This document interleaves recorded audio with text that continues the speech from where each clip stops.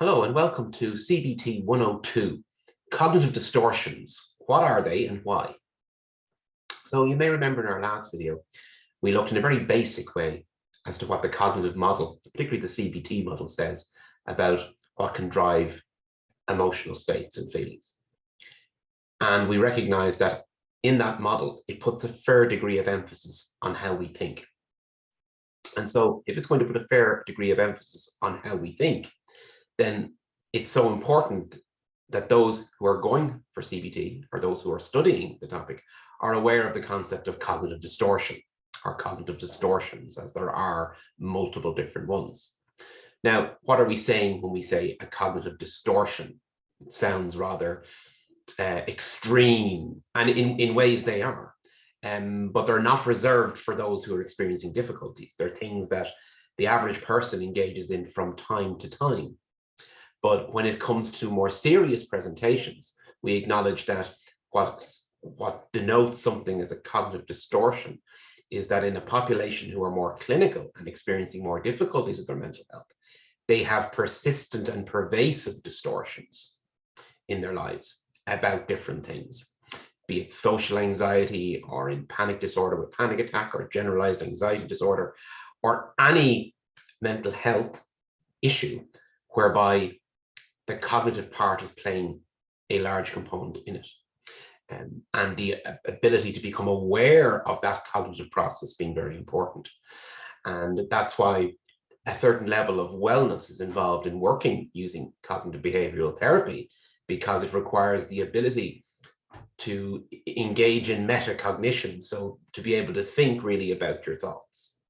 So anyway, let's use, I suppose, a basic example to begin with, examples you might relate to. So let's say you notice there's a missed call on your phone and you look at the number and you realize it's the boss. Well, that could make you feel a little uncertain or fine or any number of things in between. But many of us have had situations whereby we then wonder, oh my God, what's that? Has something gone wrong? Okay. We are informed in work that we're having an urgent meeting. We go, oh God, is this redundancy? Okay, that would be an example of catastrophization, going to the worst case scenario, which is a well-known cognitive distortion. Okay, I'm going to talk about 4 in this video just as an example. They are not limited to 4, but there are 4 that we see relatively common when we have clients who experience these types of distortion. So when we're talking about this in a clinical setting, we're talking about a distortion that is pervasive and persistent. And again, that's just important to remember. Pervasive and persistent, not the odd time, but these distortions are playing out day to day. And they're really affecting how they're feeling. And they're perpetuating a really difficult experience for that person. So I suppose commonly, since I alluded to one, catastrophizing is exactly that. It's coming to the worst case scenario. It's having the headache and thinking the headache's a tumor. And we see that in health anxiety. Okay? So it's going to that place without any evidence for it, but just automatically thinking that. And of course, if that's the conclusion someone is making through the process of catastrophizing, you can imagine the emotions and the fear and the anxiety and everything that would come up as a result of that. The next type of common enough conclusion can be broadly outlined as jumping to conclusions. And there's 2 ways people do this. Not necessarily going to worst case scenario, but jumping to conclusions. And it happens in 2 general ways. Firstly, you have the people who mind read. So let's imagine we use social anxiety in the last video. Well, someone might be thinking, people will be thinking of something or be talking about me or have a certain view of me. So you're assuming without any evidence what someone else may be thinking or what beliefs they might hold about us. Okay. He probably thinks I'm ugly, probably thinks I'm no good, this sort of thing. They're not talking to me because probably they don't think I'm any fun. So there's an example. The other example that happens, which comes under the kind of rubric of jumping to conclusions, is where someone fortune tells, and believes look, if I engage in that, it will just turn out badly. If I try and do that study, it's not going to work out for me. I'll just not be able to do it. Okay. So they'd be the first couple of examples. Then you would have another distortion, which is common enough, which can be the emotional reasoning distortion.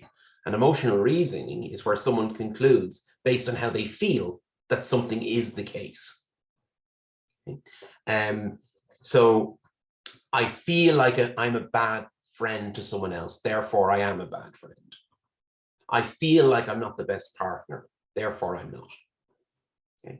And these things can be really, really, toxic in a person's life when they are the narrative that goes on. And then I suppose lastly, for the purpose of the distortions I'll speak about here for now, it will be the all or nothing thinking. The idea that, do you know what?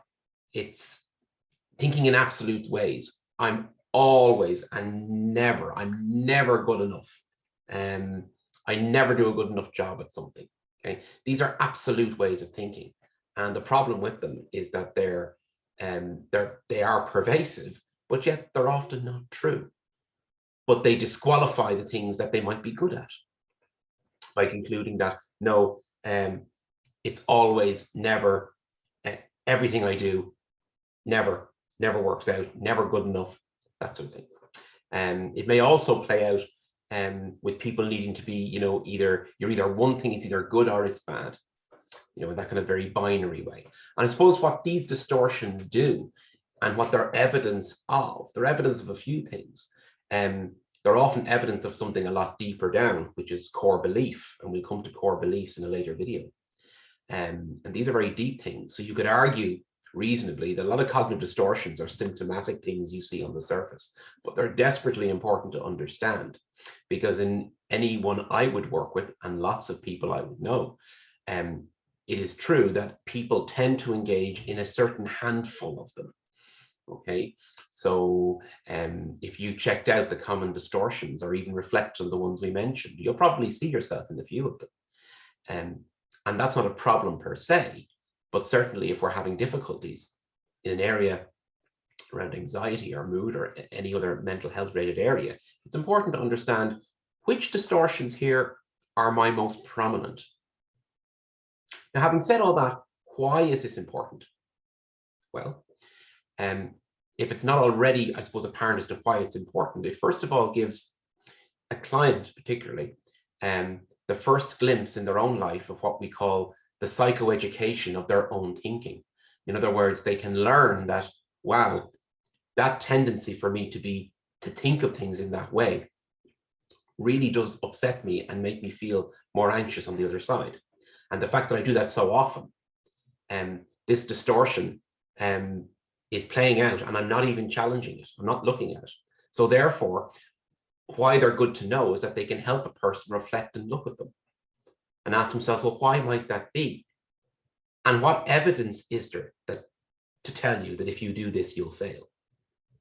So it's the first one of the first checkpoints, you could say, in helping someone look at these, examine them, and hold them to account. Because see, a lot of this distortion is often based in very, very early life experiences. And again, we'll talk later on because they set up things called core beliefs. But a lot of these distortions are coming out of that. They've been driven by something deeper. But we need to examine them to peel back those layers, to understand it a bit better. And if we can hold our thinking to account a bit more, become more critical of our thinking, it can make an amazing difference to how we end up feeling. And that is why for any of you who have actually gone for CBT, you will often see worksheets, for example, you might be asked to look at, whereby you write your thought in a box, and then beside it, the next box says evidence for this thought. And the box beside it is evidence against this thought. Okay. And then the next box is, well, what's a more reasonable thought? And this is important in trying to distinguish what's distorted from what isn't. Okay. So it's that important reflective piece that we look for people to look into. So that's really, really helpful. Another reason why examining cognitive distortion can be very, very helpful as well is that it sets up a lot of the type of homework or activities, we call them in CBT, that a therapist might give a client to look at. Okay, so I'll give you an example. So one of the things we try to look at, for example, in social anxiety, is we try to set up different experiments a person might be able to try out to test out, will the thing I'm afraid of in a social situation actually happen? Well, the thing they're afraid of might happen is often a lot of judgment. So that already connects into our cognitive distortions in certain ways. So if we see that a certain client has certain specific distortions, we can tailor the exposures we might use, okay, and the techniques we might use to directly target that particular distortion. So people might laugh at me, for example, is something that can be tested. So we can use these, we can, in a way, in a very, very strange way, and not to be overly clinical about it, but it's nearly like the distortions can, by understanding the distortions, we can develop the raw data for someone then to try and engage in one of the cognitive experiments and behavioral experiments we use in CBT. So understanding thoughts and understanding cognitive distortion is going to be really, really critical. So I hope what we covered here gives a broad outline as to what it is when we say a cognitive distortion, and that by understanding them in you and understanding them in others, you can get greater insight into why the person feels as they do, and also what might be possible to do to help them.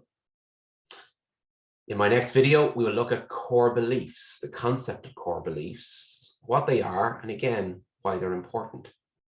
Take care. See you again.